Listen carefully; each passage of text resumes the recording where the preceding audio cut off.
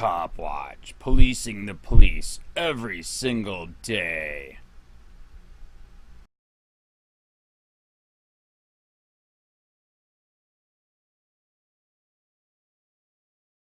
Black man arrested, charged with hate crime for calling a police officer a Nazi. A black man was charged with terroristic threats, resisting arrest, and ethnic intimidation for calling a police officer a Nazi while he was being arrested.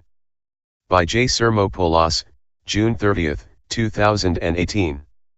Crafton, PA, in a complete misapplication of Pennsylvania's hate crime statute called ethnic intimidation, defined by law as malicious intention toward the race, color, religion, or national origin of another individual or group of individuals. Pennsylvania police are using the law to criminalize constitutionally protected speech directed at them.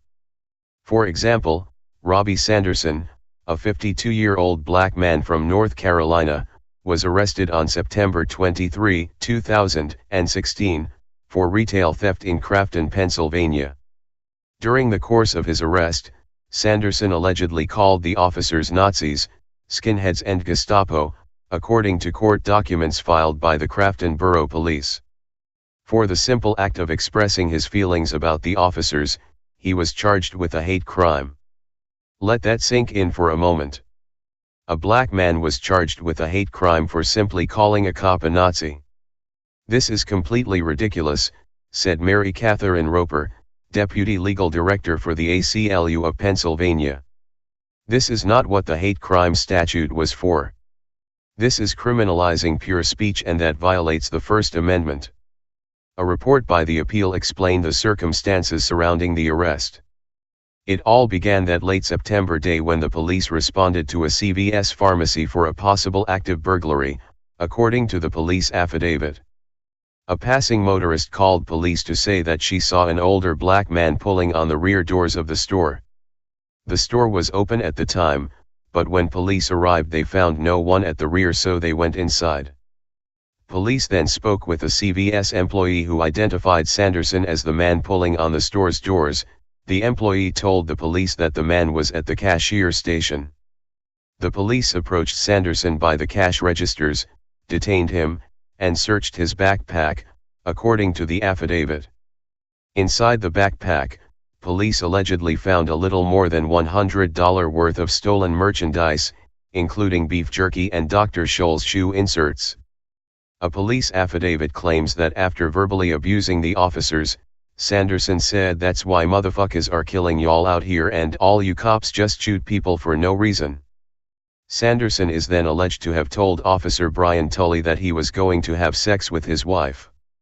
Court records reveal that subsequent charges against Sanderson included retail theft, institutional vandalism, misdemeanor terroristic threats, and resisting arrest. Additionally, he was charged with felony ethnic intimidation for his alleged statements to police. Roper explained the clear misapplication of the statute, as the law was intended to be used specifically when there is an underlying crime that is motivated by a bias or hatred of race, ethnicity, or religion, not simply because someone made bigoted remarks during an incident. Where the underlying crime is shoplifting or the underlying crime is resisting arrest, Roper explained, none of that is motivated by ethnic bias. The Appeal reported that the grading of an offense, whether it is a felony or a misdemeanor, is based on the grading of the underlying offense.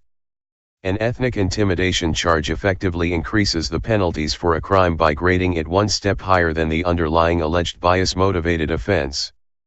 Police claimed that Sanderson's alleged terroristic threats were bias-motivated, thus the first-degree misdemeanor charge of terroristic threats precipitated the ethnic intimidation charge being upgraded to a third-degree felony.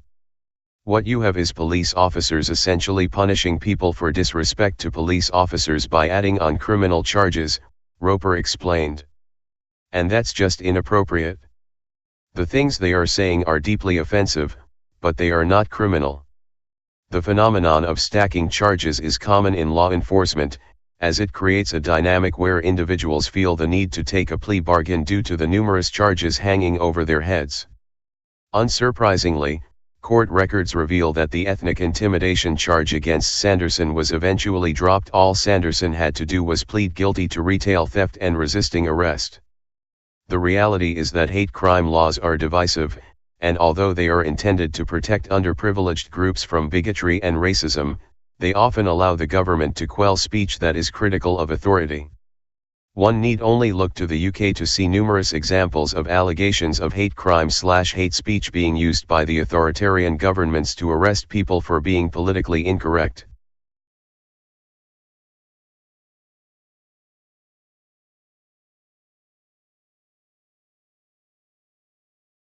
Police in the state of Pennsylvania are using a hate crime law in order to trump up charges against minorities who say things that offend the cops. Now, this has happened on several occasions, and it was done through an investigation by an organization known as Appeal. They found that in 2016 alone, there were at least 4 cases where individuals had their charges increased because of this hate crime law, and it was simply because they had offended the cops. So I'll give you one of the examples. Police in Pennsylvania are using the state's hate crime statute called ethnic intimidation, defined as malicious intention toward the race, color, religion, or national origin of another individual or group of individuals against people who direct vitriol at them, right? So Robbie Sanderson, a black man, is one of those people. He's 52 years old, and he's from North Carolina, but was in Pennsylvania at the time. He was arrested for retail theft in Crafton, a small town near Pittsburgh. Now, while he was getting arrested, he started calling the cops all sorts of names. He referred to them as Nazis, skinheads, and Gestapo. He also told one of the officers, according to the officer, by the way, Brian Tully, that he was going to find his wife and have sex with her. That's funny. There's no way that's not funny. I mean, that's not. Did he phrase it like that? I am going to find your wife and have sex with her. That actually would Take scare that. me more. Like, wait, this guy seems like he's intent on doing It's this. not a hate crime, it's a love crime. Exactly what I was gonna say. You took the words out of my mouth. Okay, but the cops got very upset about it, okay? And so they decided to use this, Pennsylvania hate crime law to allege that he was committing a hate crime, although the shoplifting had nothing to do with any type of racial bias or bigotry or anything like that. So ethnic intimidation increases the penalty for a crime by making the grading one step higher than the underlying alleged bias motivated offense, right? So let's say in this case, your charge is shoplifting. If it's a misdemeanor, they'll up the charge to something more serious if they accuse you of a hate crime. They are using laws that were meant to protect minorities to further, criminalize minorities. Of course It's they insane. are. And by the way, this is one of the reasons why I was against these hate crimes. And so, look, we've had that debate a million times on the show, and I get the reasons why to do it, but once you start criminalizing some forms of speech, first of all, the powerful are gonna use it against you. And that was one of my concerns, and here we are. Now it's a hate crime to say things against cops.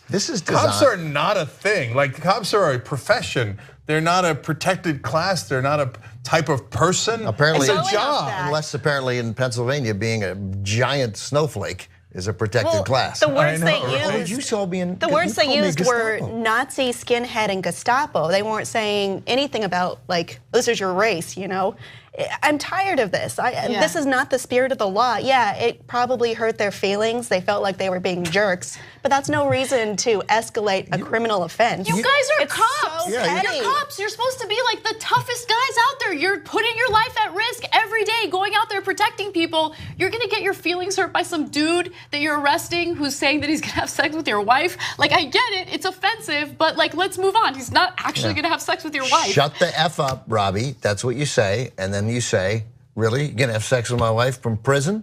I doubt it, because that's where you're spending the night, and then you leave him in the car for 3 minutes. Or just put him in prison. No, I'm saying, but there's all kinds of ways. I get it. You get to interact with him. No one says you have to be super nice to everybody. Right. We just say you can't tase him, you can't hit him, and you can't charge him with a hate crime that's designed for something completely else. To show, I'm with Cenk. I don't like hate crime legislation. I don't think when somebody beats up a Jewish kid because he's Jewish, you charge him with the full force of the law for that assault. That's enough. I think it is a dangerous slope to get into what people are thinking at the time they commit this offense to make it more of a crime. Also, how far will this go, right? So if everyone looks the other way and kind of allows the cops to increase charges or give people additional charges with hate crime laws, so if you're protesting the behavior of your local police department, can they charge you with a hate crime? So let's say that some agitator shows up and causes trouble and a bunch of people get arrested.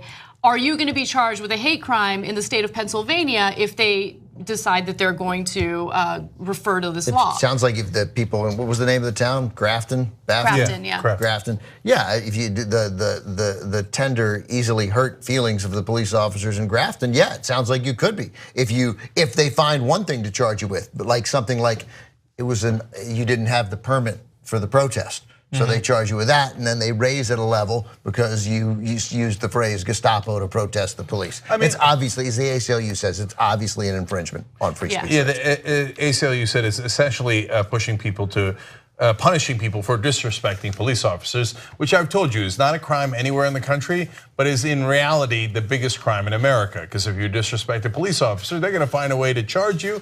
And not only that, now they're gonna use hate crimes to double charge you.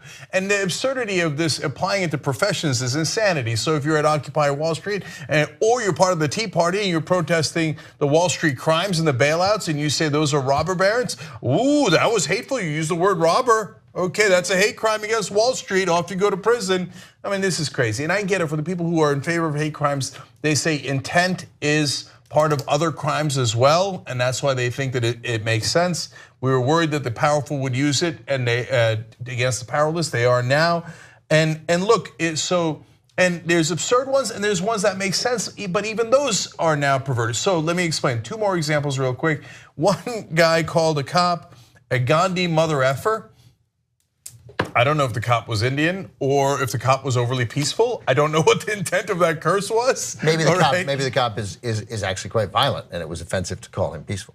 Okay, I don't know. I don't know if he had some other relation to the Mohandas. Okay, but that is not a hate crime. That's insane to call that a hate crime. We don't even know which Gandhi.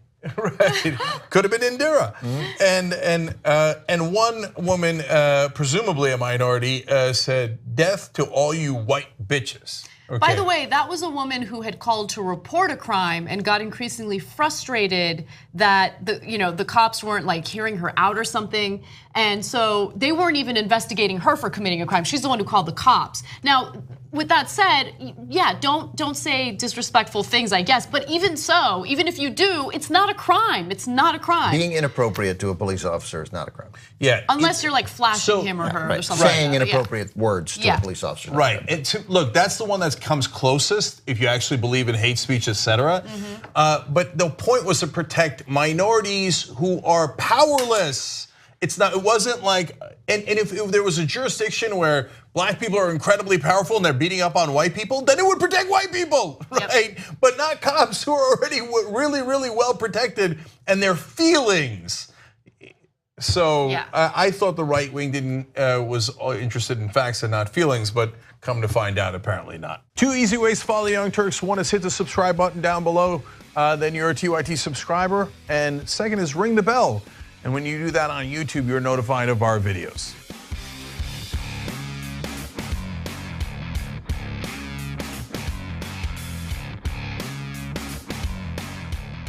Police use who may want to retaliate against him physically.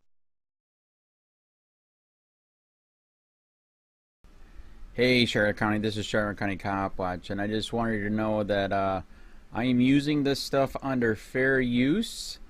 And also remember to like and subscribe this channel. Also too, keep in mind I do not make any money on YouTube. This is 5 hours work a day, fighting for freedom. And you can donate with PayPal and Patreon. I just want you to think about this. If everybody gives to PayPal and Patreon, Patreon is every month. Actually, PayPal you can do every month. I have 12,000 subscribers. If everybody gives, I can quit my regular job and go full-time investigations on Charlotte County and possibly even more and beyond. So just keep that in mind. If everybody helps out, I can go full time doing this. Thanks.